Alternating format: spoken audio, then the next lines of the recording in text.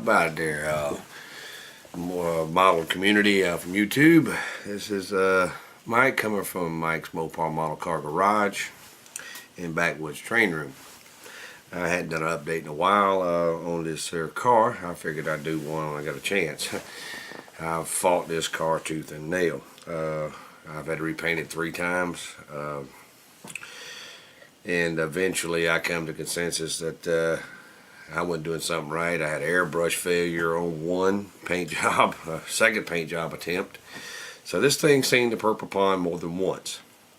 But I went back and I decided to go with a metallic color. I went with the metallic sapphire blue, and it took great. 95% flawless as far as the paint's concerned. I'm moving right along with the build. Finally, it's like I said, it took me a while. I wanted to finish this thing 2 weeks ago, but it didn't work out. And time factor, doing other things with the family and things of that nature. Of course, everybody understands that.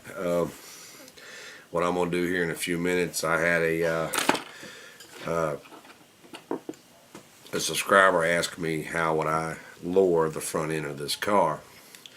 Well, I'm going to show quickly how to do that, which I've never attempted before, but after I got it set up in mock-up stance, which I'll show in a little bit, I kind of liked the way it was going to turn out, the way the stock kit came about.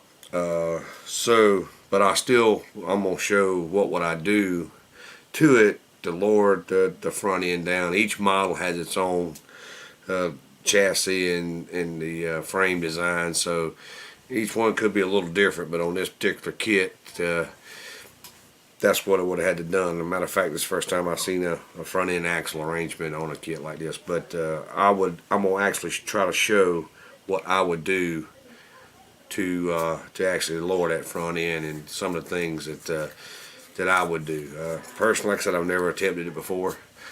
So it's really not a tutorial, I guess. It's just, in this case, what I had to do. Also, in the rear end, I went back to my parts box and got different tires, setups, rims that the kit didn't provide. And when I come to find out, when I mocked it up at standard height of the rear end, the back tires bottomed out on the rear quarters. What I ended up doing was taking this styrene that I bought from a local hobby shop, New Brooklyn Railroad and Hobby in Columbia. Give him a little shout out, Mr. Joe down there. But anyway, I had to make some blocks to pick it up, and I may make some shackle connectors with this. I'm not sure, just according to how I get it. I'll show that in the other video, what I did to lengthen to pick the body up off the wheels. I'm going to have to reposition the camera closer to the model I got down here. But I will show you the engine. I hadn't wired it yet. I ended up going back to my parts box again to get valve covers.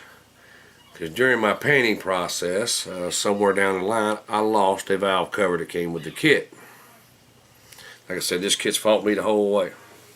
Some little odd stuff, paint, you name it. And I still got a lot of work to do to get the kit complete. But I found me some Mickey Thompson valve covers. And I didn't like the headers that come with the car, so what I done was I went ahead and used a set of headers from a Johan 69 Roadrunner or NASCAR kit. I think these are the NASCAR headers. These are some just like them. And I decided I'd rather do that. And they do actually fit pretty decent up under there when I mock it up. And they've done well with this engine as far as that's concerned. But I hadn't finished wiring it yet. I make my own wires. I usually take the existing distributor and my pin vise and gradually make a hole. And when I take my wire, I'll get all of them, 8, and I'm gonna start putting some coil wires there too. But right now, like I said, I ain't done but a couple of these. But I take my wire, strip them back, twist them, take them, run down the hole, and then when I get done, I'll spread them out a little bit. Looks like it's going to the individual, distributor parts. And I got all this wire pretty much from work. That's what I do for a living. I work on industrial weighing equipment, so every little scrap piece of cable that we use, different gauges, I bring it home. I practically wired my train layout with it. But anyway, I'm getting off on a rabbit trail. But I just thought I'd do an update video. I hadn't done one in 2 weeks, so I figured it's just been hectic fighting this car. Nothing seems to want to go fit correctly on the car. So what I'm gonna do, I'm gonna change the camera around. I may even make this a two-part. So if I load it two-part, I apologize. But I'll catch up with you in a little bit.